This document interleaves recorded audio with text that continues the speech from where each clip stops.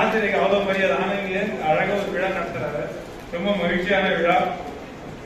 இதுக்கு நிறைய பெரியவர்கள் வந்திருக்காங்க. ஆசிரியர்கள் யார் இங்க இருக்க நிறைய பேர் ஆசிரியர்கள்னால இந்த விஷயத்தை மட்டும் சொல்லிடுறேன்.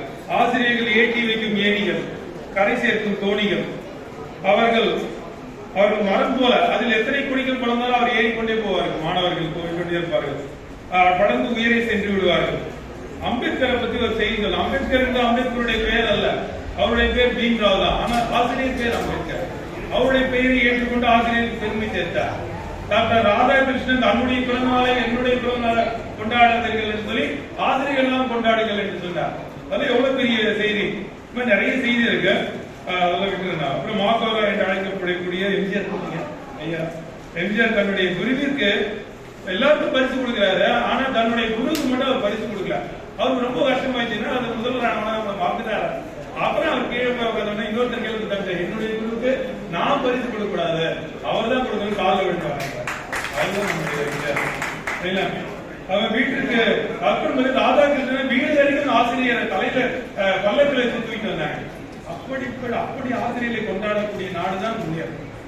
எந்த நாடு ஆசிரியர்களை முன்னேற்றுகிறதோ மதிக்கிறதோ அந்த நாடு முடியும். அப்படி இந்த நினைவெல்லாம் இந்த அடுத்த தலைமுறை கொண்டு போகணும். அடுத்து ஆசிரியர் என்று சொன்னாலே படிக்கணும், புத்தகம், அது நூல் வெளியீட்டு விழா அது வச்சிருக்காரு. அடுத்தது இது முப்பெரும் விழா இல்லையா?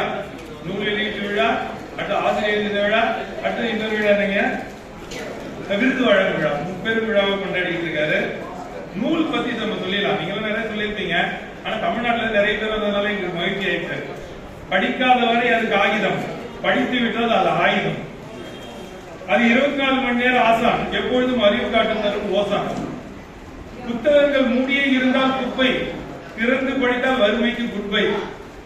ஒரு புத்தகம் உலகத்தையே காட்டும், சிறந்த புத்தகம் உலகத்திற்கு உன்னை யார் என்று காட்டிவிடும். படிக்காத ஒரு வாழ்க்கை உதிர்ந்து விட்ட இறகு, படித்தவருக்கு நூல்கள் தன் உயர பறக்க வைக்கும் சிறகு. நூலினை கடல் என்பார்கள். எங்க புதுச்சேரியில நூற்கடல் கோபால இறந்தாங்க. அப்படி சொல்லுவாங்க இல்லையா? இன்று பல பேர் அப்படி இருப்பதில்லை.